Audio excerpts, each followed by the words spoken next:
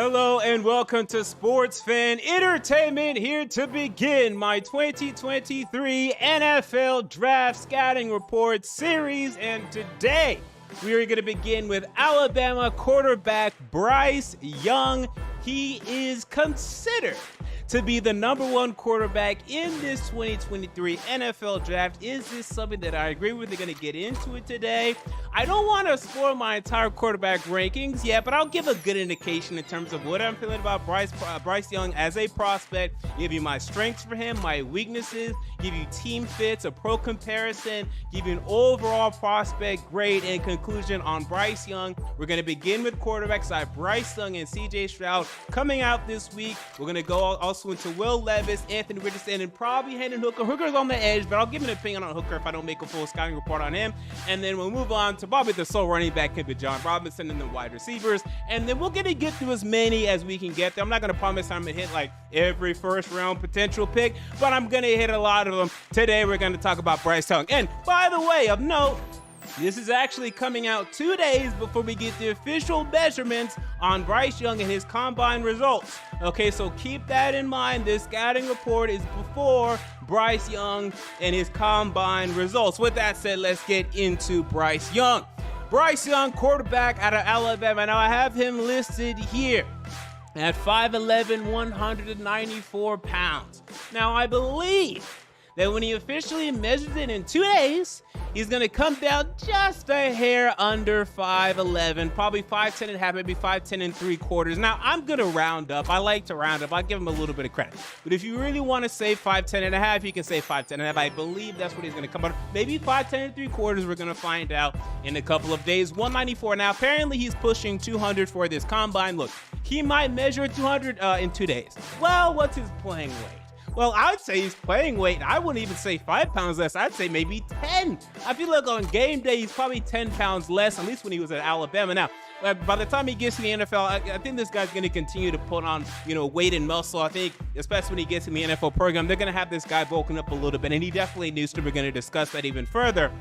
So I think by the time he's actually playing as a rookie, I think he will be a legitimate 200, maybe 205. I think 205 might be pushing, but I think he'll be a legitimate 200 by the time his rookie season begins, at least in the preseason. But again, training camp, he's going to lose some weight there as well. It's going to be hard for this guy to put on muscle. If he hasn't really put it on at this point, I know he's 21, but still, he really hasn't put on muscle at this point going through Alabama strength program. Yeah, I don't know how much more you're going to gain. So 5'11", 194, 2022 stacks, 64.5% completion percentage, 3,756 passing yards, 32 touchdowns, 5 interceptions. A great stat line there.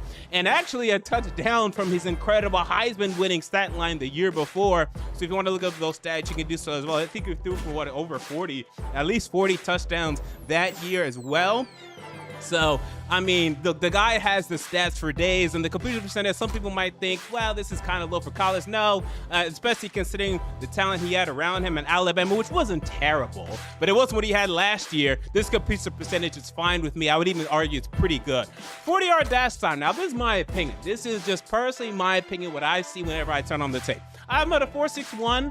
I think he's slower than like a Mariota, who I want to say ran at the combine at 4.54. I definitely think he's slower than Mariota. So, and like by almost a whole 0.1. Now I went 0.7 here in terms of the difference there. But I think 4.61, I see some people put him in the 4.5s. I don't think he's a 4.5. And maybe at his best, maybe he can touch 4.59. I have him a 4.61, which is very good. I mean, this is still a very good number. I don't think this is a guy that you even want running around like Lamar Jackson. So I have no problem with this 4.61 at all. I think it's a strength. We move on to his actual strengths. Here's what I have for Bryce Young. Number 1 is his escapability and his instincts, his football IQ. This guy just feels like he has incredible feel. He feels the pressure around him. He feels the right play to make more than not. I mean, he only had 5 interceptions this year. He had a low interception count last year. He'll never throw for double-digit interceptions in college. His pocket presence, his escapability, it's fantastic. And again, I don't think he's gonna blow your doors off with his speed. I really don't think so. but he's going to know how to get out of bounds, keep himself healthy, know when to escape, know when to run, know when to extend plays, continue to look down the field, finding open receivers when the play breaks down. This by far is Bryce Young's biggest trait. And this is why you have, if you're going to, buy into him, you're going to buy a high pick into him, you at least have to feel comfortable knowing the fact that, look, we're probably going to be a bad team. For the Texans, for the Panthers, or for the Colts, we're struggling, we're rebuilding offensive line, whatever. At the very least, we can believe that Bryce Young is going to be able to move outside of the pocket, extend plays, and be able to make enough plays despite a lack of talent around him. And we saw, yes, even at Alabama, and I know Alabama historically every year, they have great rosters, especially lately offensively, but this past year was not the case. I mean, their talent level offensively was much lower than it's been in the last 5 years. He had to carry them time and time again with his escapability, with his instincts. Good accuracy. I think I wouldn't say it was great. I've seen some people say it's elite placement. I think it can be elite. I think he also can sometimes miss some throws. I've never seen him be completely inaccurate, but I'd say it's good. For NFL wise, I think it's good. I don't think it's going to be he's going to be one of the most accurate passers in the NFL. I don't see that, but good accuracy. And then incredible poise. I've never seen the moment be too big for him. He's been in all the big moments at Alabama, time and time again. He's made great plays. Now, he didn't win the national title against Georgia, but I felt he played great in that game. And, ultimately, some people might hold that against him and how Alabama performed this year, but you never looked at a Bryce Young Alabama game and said, well, he's the reason that they lost. He did everything he could against Georgia, everything he could against Tennessee, everything he could against LSU. Those teams just had the ball last more primarily, or the Alabama defense just couldn't hold up. That's more often than happened when it came to Bryce Young, so you have to love that. Weaknesses. So number one weakness is his size. So let's discuss his size. Is it a problem? How much of a problem is it? So I don't care about the height thing, to be quite honest with you, that much, because again, I think this is a guy that, again, he knows how to move in the pocket. He knows how to have different arm angles. He knows how to get the ball to his receivers in different and creative ways. And you're seeing now, look, while Kyler Murray may have struggled a bit in 2022, he was, trending towards an MVP for the first half of 2021. And when he has his head on straight, he's been great. I just think he's just a head case right now, Kyler Murray. So I've seen Murray have success, and more importantly, for over a decade, we saw Drew Brees have success, and Bryce Young has way more mobility than Drew Brees. Bryce Young is going to be throwing outside of the pocket way more than Drew Brees, infinitely more than Drew Brees was. And Drew Brees was a Hall of Fame quarterback, one of the top 10 quarterbacks of all time. And Russell Wilson had success for years despite his height. So the height isn't the problem. The weight is a bit of an issue. I mean, this is small. Now, the one argument that I make actually to where it's not that bad, I didn't hear anyone really complaining about Trevor Lawrence's weight. Trevor Lawrence is 6'6", about 220. Okay, you're talking about Trevor Lawrence had 7 inches on Bryce Young and only about 25, 30 pounds. Trevor Lawrence is a slender guy, and I didn't hear anyone complaining about or worrying about Trevor Lawrence getting hurt in the NFL. No one was talking about Trevor Lawrence getting hurt. He's one of the slenderest quarterbacks I've ever seen. He's been healthy up to this point. Now, you look at a Tua Tagovailoa, about 6'1", 226. He weighs more than Trevor Lawrence, or at least about exactly equal, 5 less inches. Tua can't stay healthy to save his life. He had, 3 concussions this season? So you never really know. Obviously, you can't be too skinny. There's definitely a limit here in the NFL. For 5'11", I do think 194 is pushing it, and I think he's only going to gain 5 or 10 more pounds. I just think this is a guy that's always going to be slender in his life. I just don't see him putting on that much more weight. And I'm not sure if you want him to, because there are some people, if you put too much weight on them, they just lose athleticism to too much of an extent, and it takes away part of their game, and that would be the case for Bryce Young, as we're referring to his capability in and outside of the pocket. So you don't even want to put on too many pounds on this kid. I think he has 5 or 10 more pounds in him realistically over the course of the next 5 years. I mean, really, a pure muscle, if you're putting on pure muscle, maybe you could put on a little bit of fat as well, but again, don't push it. But it's going to be something to monitor. I think it's fine because he knows how to move. He knows how to keep himself out of harm's way. We're seeing Lamar Jackson starting to get hurt now, so that's not encouraging as well. But for the upside here, it's still worth it in my opinion.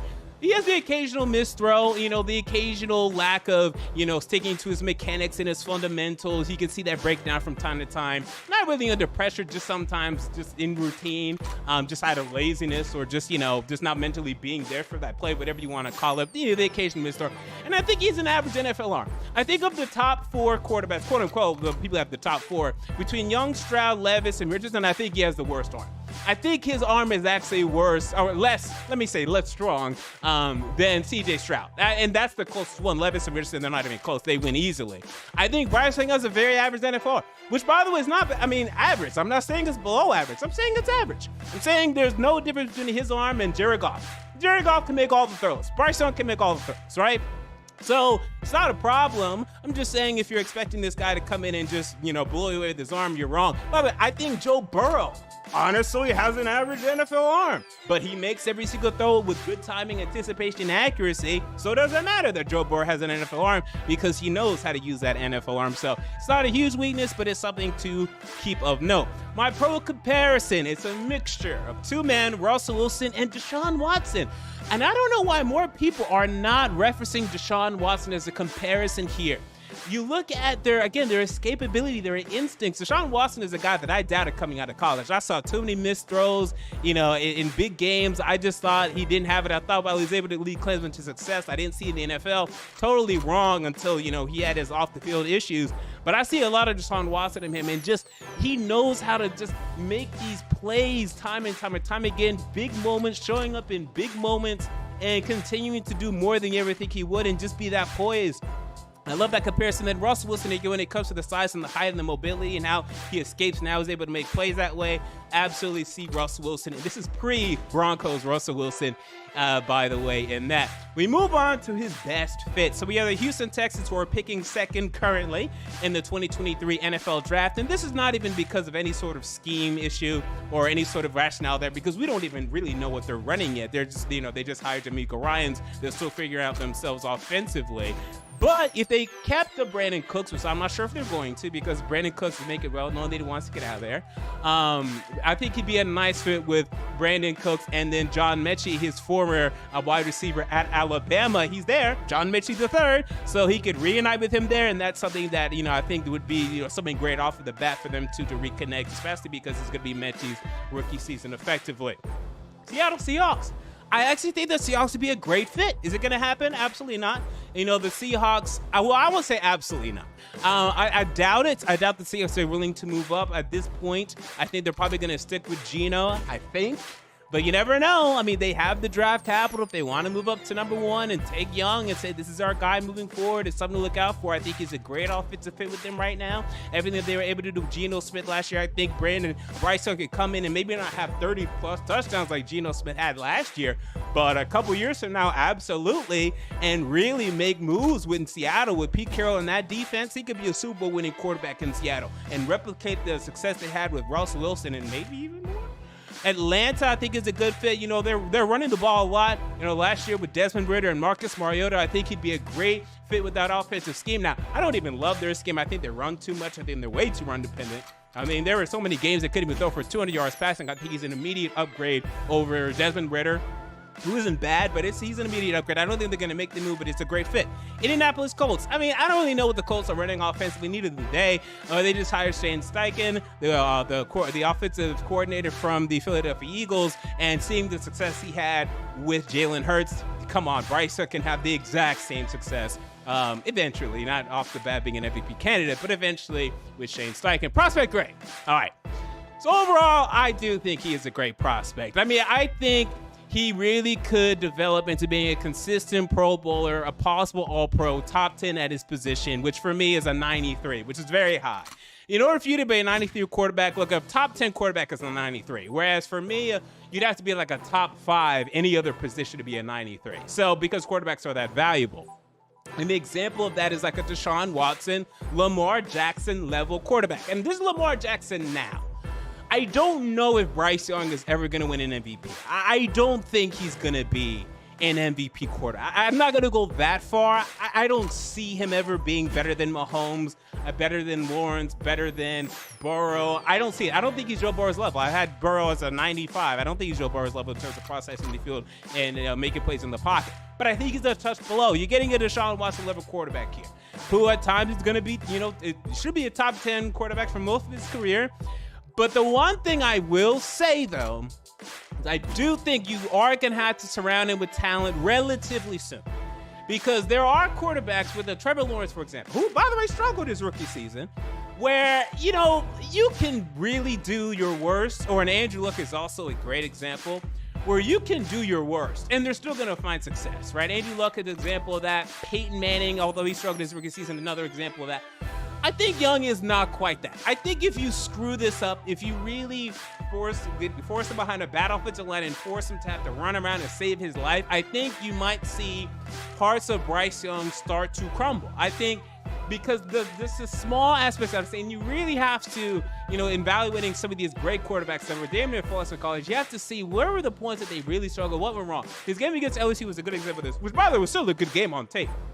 But when things started to ravel, again, I saw some inconsistent mechanics, some mistakes. He had the end zone pick in that game. Things could unravel. This is not a surefire. You got to surround him with talent. Give him a decent offensive line and some receivers. Give him receivers that can make plays because he puts the ball in position for his receivers to make plays. But look, I think this guy has a great head on his shoulders. I think he has a great football IQ. He has everything that you need. At some point, you just got to trust the tape.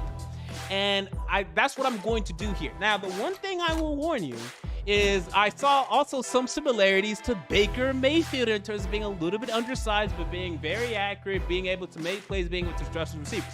The difference, though, Baker, he always was a little mentally fragile. Always the chip on his shoulder was, sometimes that could be a very good thing. Michael Jordan, very good thing that he has a chip on his shoulder.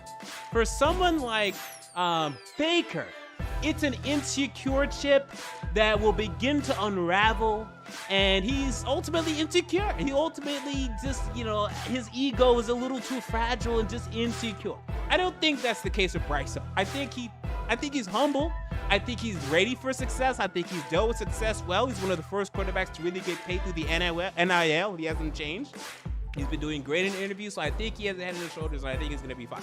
But again, it's not a surefire. Make sure that you surround him with talent, and I think that you will be just fine. So there you go. That is my scouting report on Bryce Young, the quarterback out of Alabama. What are your thoughts on Bryce Young? Comment down below. I want to know. Until next time, this has been MJ of Sports Fan Entertainment, and I'm out. See you all later.